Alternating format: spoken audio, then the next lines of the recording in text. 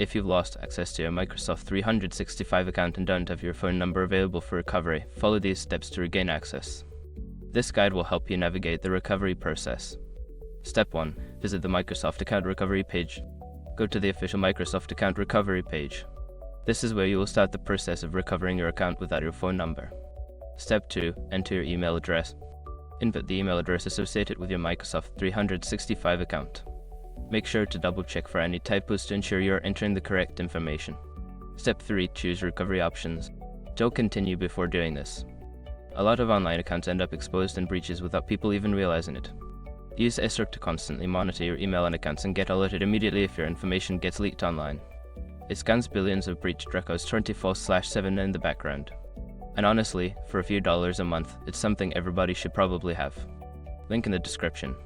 Step 4. Verify your identity. Follow the instructions provided to verify your identity.